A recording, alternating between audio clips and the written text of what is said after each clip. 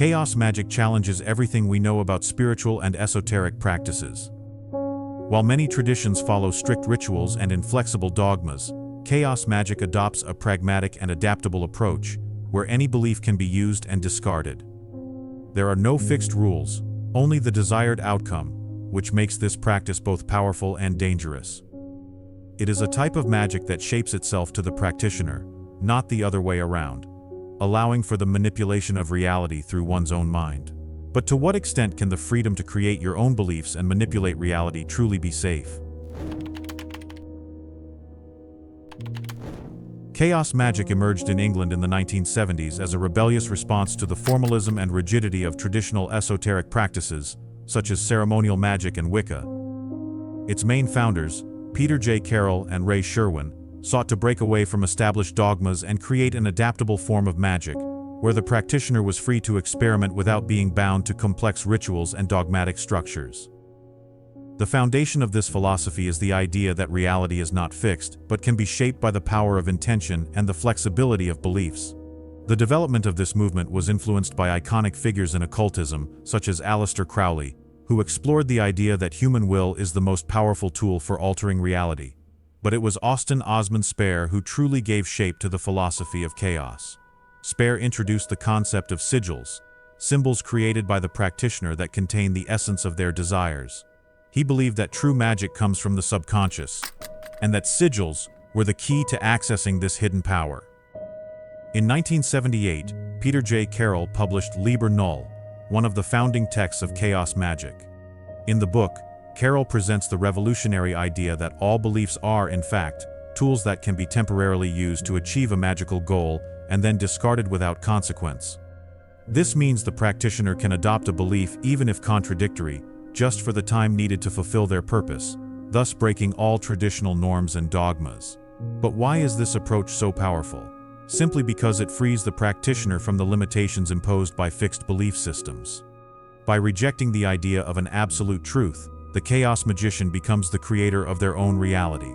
They do not need to follow the paths laid out by other traditions, but can create rituals and practices that resonate directly with their own experience and intuition. Despite its flexibility, chaos magic also attracts severe criticism. For many practitioners of more conventional esoteric traditions, such as ceremonial magic or Wicca, the absence of an ethical code in chaos magic is seen as a major risk. After all, without ethical restrictions, what stops someone from using this practice to manipulate others selfishly? This is one of the central issues that makes chaos magic a controversial and often misunderstood practice. Over the years, chaos magic has evolved and transformed, remaining relevant precisely because of its adaptability. While other esoteric traditions require deep knowledge and years of study, chaos magic invites the practitioner to experiment and learn on their own, using methods that work for them, without following fixed rules. This has led many modern seekers, disillusioned with dogmas, to turn to this practice. However, this freedom can be a double-edged sword. By moving away from traditional rules, the practitioner risks losing control over their intentions and creating real chaos in their life. How far is it worth sacrificing structure for total freedom? This is a dilemma faced by many chaos magicians, who must find their own balance between freedom and responsibility. The approach of chaos magic also reflects the influence of the social and cultural changes of the 1970s, a time of revolutions and questioning. It was a period of rejection of established norms, both in politics and spirituality. Just as the punk movement emerged to challenge conventional music, chaos magic emerged as a radical alternative to traditional esoteric practices, offering a more personal and less restrictive form of expression. Therefore, the emergence of chaos magic cannot be seen solely as a revolt against traditional esotericism, but also as part of a broader cultural movement that sought to break with conventions and experiment with new forms of thought and being.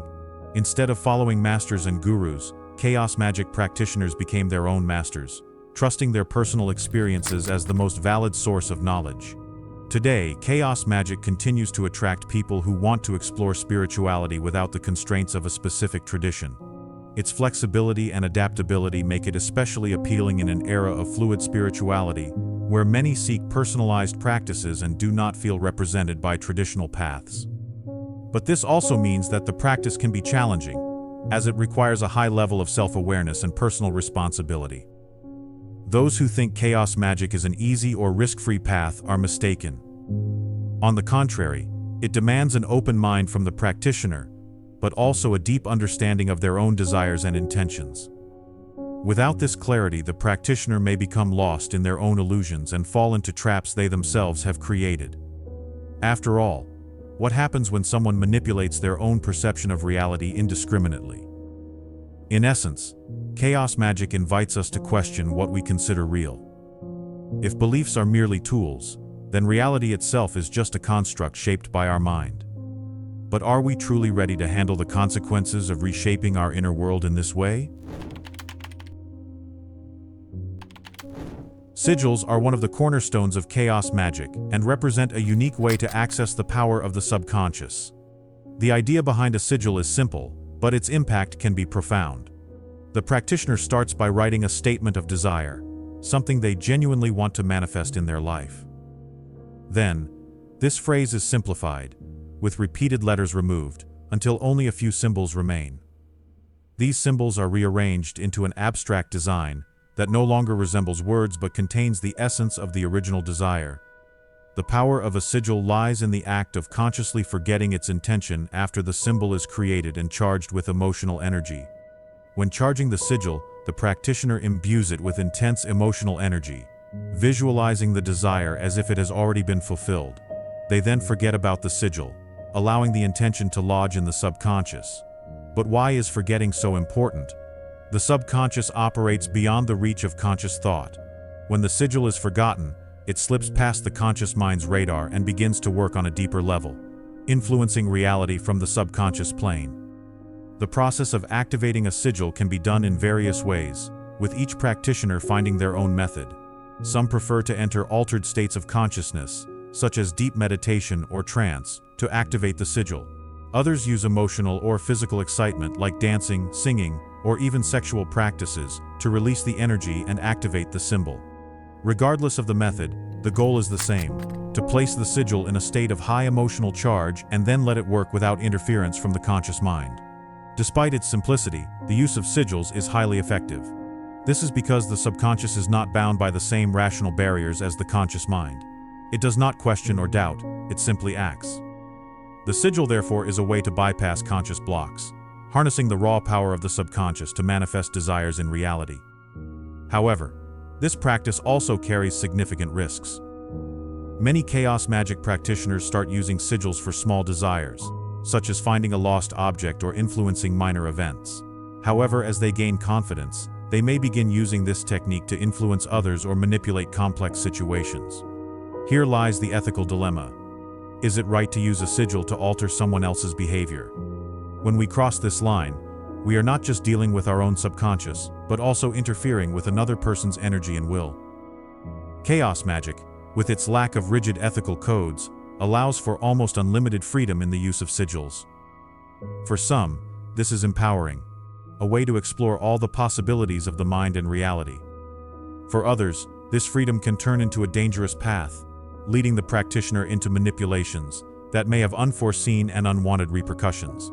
After all, what happens when we try to control what is beyond our grasp?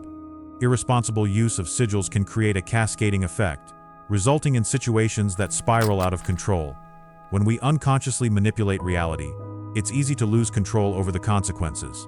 For instance, a sigil created to ensure success in a project might end up causing burnout or health issues if the practitioner does not consider potential side effects. This makes us reflect. How far are we willing to go to achieve our desires? And more importantly, are we truly prepared to handle all the repercussions of our actions? Another interesting aspect of sigils is their connection to art and creative expression. Many practitioners see the creation of sigils as a form of ritualistic art. The act of drawing and decorating the sigil, making it unique, is itself a magical process that connects the practitioner to their intention on a deep level. Art becomes a means of expressing the will and a way of accessing hidden parts of the mind that would otherwise remain unreachable. Over time, the use of sigils in chaos magic has evolved, and today many practitioners employ digital and technological methods to create and activate their sigils. Apps, algorithms, and artificial intelligence software have been used to generate complex sigils. expanding the possibilities of this practice beyond traditional boundaries. This shows how chaos magic adapts to cultural and technological changes, remaining relevant and powerful even in an increasingly digital world. But what does the use of sigils really teach us about the nature of reality? The practice suggests that the universe is, in part, shaped by our perception and the energy we put into our intentions. If reality can be altered simply by changing the way we think and feel, then to what extent is the world we perceive merely a construct of our mind? This question leads many practitioners on a deep journey of self-knowledge and spiritual exploration. The practice of sigils, despite its apparent simplicity, invites us to question what reality truly is and how our mind may hold the key to shaping it. Are we ready to take control of our creative power and face the consequences of manipulating our own reality? One of the most striking features of chaos magic is its bold stance on traditional spiritual laws, such as karma and the threefold law of return. In many esoteric traditions, karma is seen as an immutable force that ensures every action has a corresponding consequence. In Wicca, for instance, there is a belief in the threefold law, which holds that any energy sent into the universe, positive or negative, will return to the practitioner threefold. These ideas serve as moral regulators, encouraging ethical behavior and spiritual responsibility. However, practitioners of chaos magic challenge this view. For them, both karma and the law of return are cultural and psychological constructs, not unbreakable universal laws. According to this perspective, these beliefs only work for those who believe in them. In other words, if you do not believe in karma, you will not be affected by it. This implies that the chaos magician has the freedom to act without fearing the mystical repercussions that are considered inevitable in other traditions. But is this freedom really as simple as it seems? This relativist approach does not mean there are no consequences, but it suggests that the repercussions are not necessarily mystical. Instead, they may be psychological or social. Imagine a chaos magician who, convinced that karma does not apply to them, decides to manipulate the people around them to achieve their goals. Even if they do not suffer spiritual punishment, they might face other consequences: a loss of trust from others, the emergence of resentment, and social isolation. This raises a crucial question. Can we truly escape the consequences of our actions, or do they simply take on different forms? The rejection of karma and the law of return perfectly exemplifies how chaos magic challenges traditional norms. By disregarding these laws, the practitioner takes full responsibility for their own actions, without relying on external concepts to guide their morality. This can be liberating but also requires a deep level of self-awareness and maturity. If the practitioner lacks a strong personal ethical foundation, the risk of abusing their power is significant. After all, if there is no higher force regulating our actions, what prevents us from following our darkest impulses? On the other hand, this perspective also allows for a more pragmatic approach to magic. By viewing beliefs as tools rather than absolute truths, the chaos magician can adapt their value system according to the context and needs of the moment. This gives them a flexibility that few other traditions offer. But how far can this flexibility be taken before it becomes destructive? What happens when a person constantly changes their values and beliefs, manipulating reality without any ethical commitment? Many critics of chaos magic argue that this approach can lead to irresponsible and even dangerous behavior. Without a clear moral framework, the practitioner may become insensitive to the needs and feelings of others, viewing people merely as objects to be manipulated in order to achieve their goals. In the long run, this can result in emotional emptiness and a deep disconnection from reality and from the self. Is that not too high a price to pay for the freedom to act without restrictions? Even so, some see in this relativism an opportunity to explore deeper aspects of the mind and consciousness. If we believe that karma is merely a mental construct, we can also believe that we are capable of rewriting our own reality. By abandoning the idea that we are subject to an unchangeable cosmic law, we open ourselves to the possibility of becoming active creators of our own lives. But is everyone prepared to take on this creative responsibility? After all, what does it really mean to be the creator of one's own reality? The debate on karma in chaos magic also reflects a broader questioning of the nature of morality and ethics in magical practice. Do we need an external ethical code to guide us, or are we capable of developing our own moral compass? Many practitioners of chaos magic believe it is possible to act ethically without relying on external belief systems. basing their actions on principles like empathy and mutual respect. But in a system that rejects absolute truths, how can we define what empathy or respect truly mean? Another issue that arises is the psychological impact of ignoring karma and other spiritual laws. For some people, the idea that their actions will have future consequences acts as a deterrent, helping them avoid impulsive and destructive behaviors. By abandoning this idea, the chaos magician may free themselves from these restrictions, but also risks falling into hedonistic and selfish behavior. Does total freedom really make us happier, or does it leave us feeling more empty? Finally, we must consider that even if karma is a cultural construct, it has a real effect on those who believe in it. The human mind is powerful, and the beliefs we hold directly influence our perception and experience of reality. Therefore, by discarding karma, the chaos magician is also reprogramming their own mind to operate under a new set of rules, or perhaps no rules at all. This process of mental reprogramming, known as metaprogramming, is one of the most fascinating and dangerous aspects of chaos magic. Are we truly ready to abandon all rules and completely rewrite our perception of reality? To what extent is this freedom a blessing, and to what extent can it become a curse? Metaprogramming is one of the most advanced and complex practices in chaos magic, allowing the practitioner to alter their own beliefs and perceptions to shape the reality around them. Unlike other esoteric traditions, which view beliefs as unquestionable truths, chaos magic sees them as flexible tools. If our beliefs shape the way we perceive the world, then changing these beliefs can alter the very nature of the reality we experience. But how does this process work in practice, and what are its risks? The central idea of metaprogramming is that the human brain functions like a computer, and our beliefs are like installed programs. When a practitioner engages in metaprogramming, they begin to question these programs, trying to identify which beliefs are shaping their perception of reality. They then alter these beliefs, replacing them with new ones that better serve their objectives. For example, if a person believes they do not deserve success, this subconscious belief may be sabotaging their actions. By identifying and reprogramming this belief, the practitioner can change their mindset and, ultimately, their reality.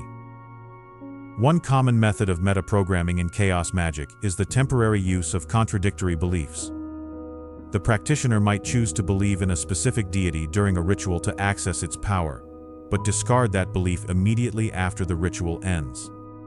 This process of playing with beliefs challenges the conscious mind and allows the magician to delve deeper into altered states of perception.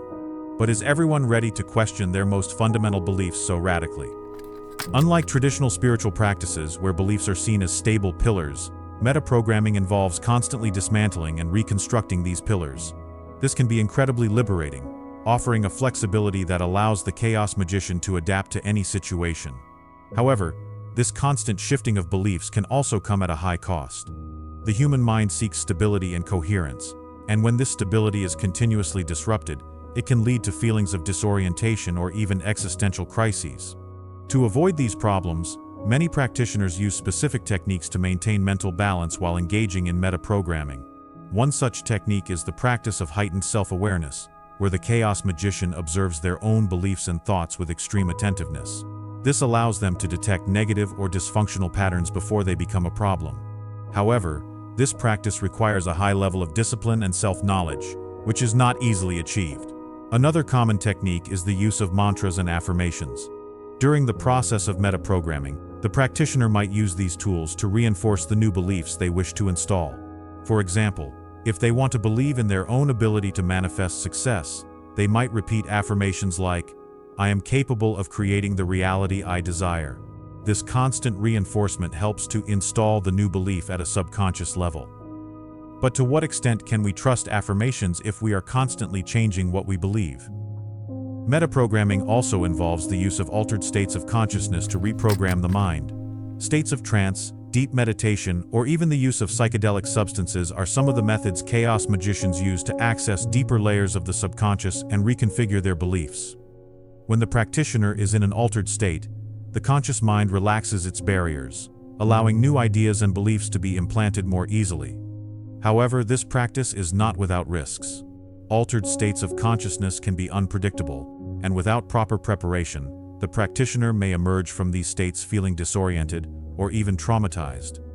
One of the most intriguing questions about metaprogramming is how far it can be taken without causing a complete rupture in the perception of reality. When we change our beliefs too frequently, we risk losing any sense of identity or objective truth. If everything is merely a tool, then what remains as the foundation of our reality?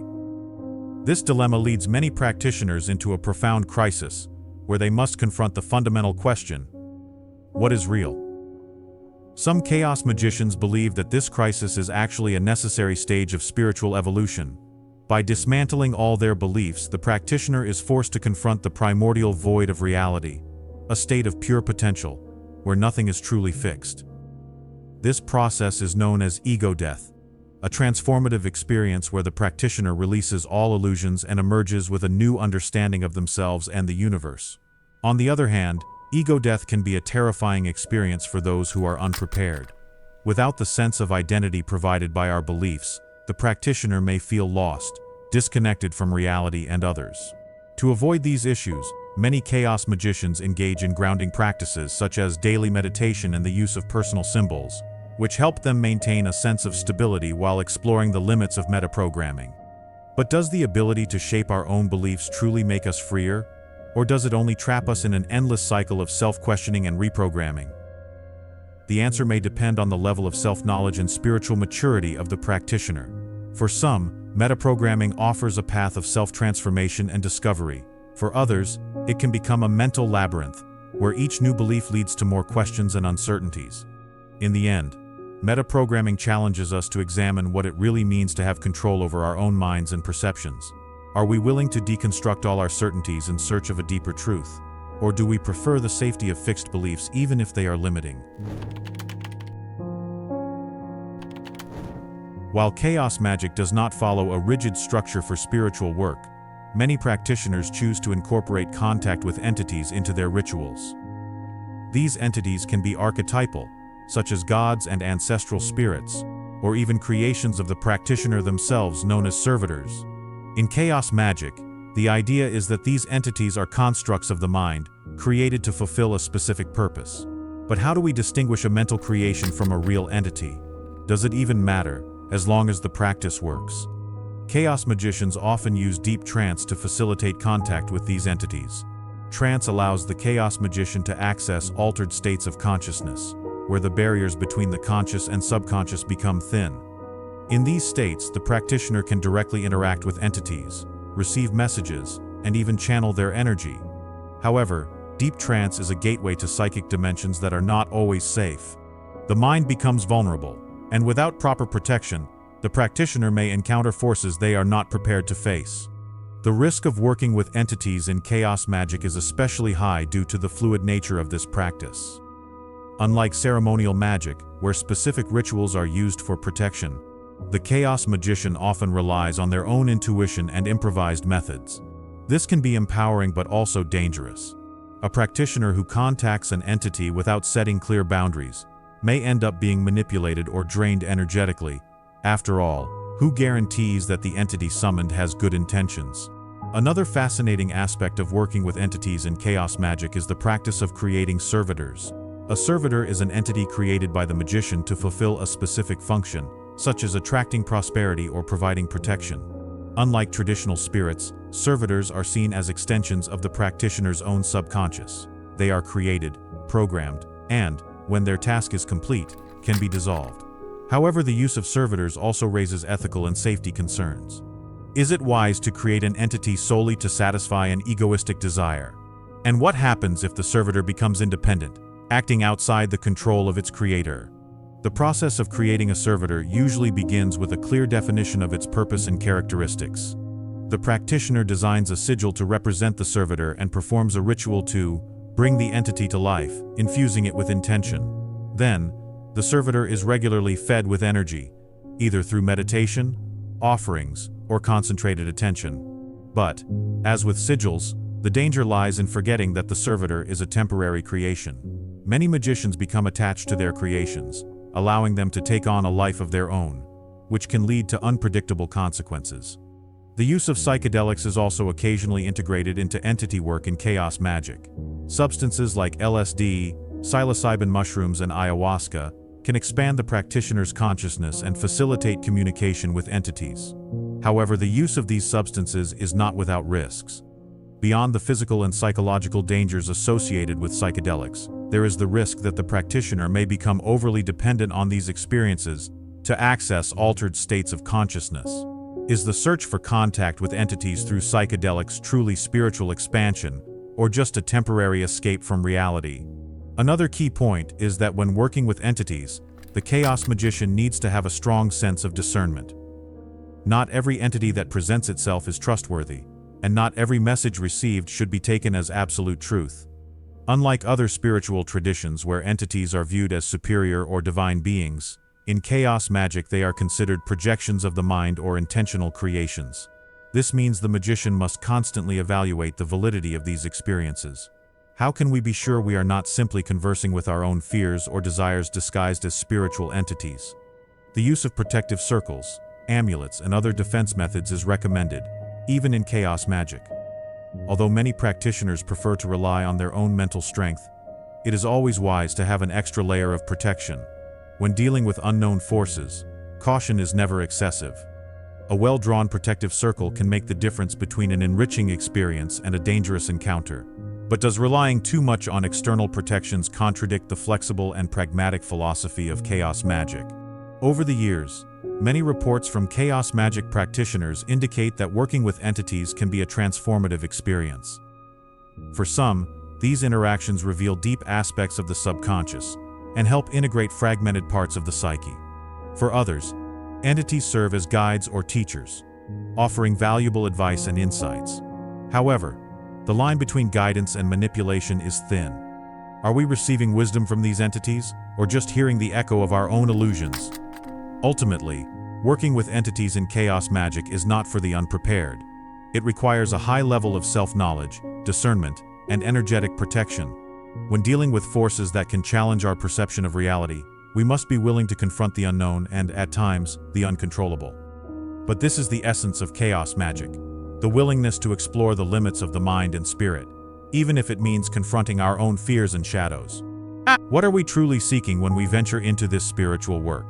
Are we searching for wisdom and growth, or merely for power and control over the unknown? Chaos magic is much more than a simple set of esoteric techniques. It is a philosophy that invites us to challenge our beliefs and explore the limits of the mind and reality. By allowing us to shape our perception and create our own truth, chaos magic offers unparalleled freedom, but this freedom comes with considerable risks.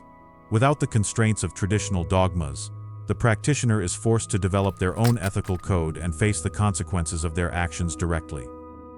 What begins as a quest for personal power can turn into a deep journey of self-discovery, revealing both the light and shadow within our being. In conclusion, chaos magic reminds us that while we may manipulate our beliefs and realities, we are not immune to the psychological and social repercussions of our choices. True power lies not only in the ability to shape reality, but also in the courage to face the consequences and take responsibility for what we create. If you're interested in exploring more about spirituality, I've specially selected some videos filled with deep knowledge and fascinating discoveries that you will love. Just click on one of them. Don't forget to subscribe to the channel to continue this journey of self-discovery and spiritual learning. Your commitment to knowledge is the first step to transforming your reality.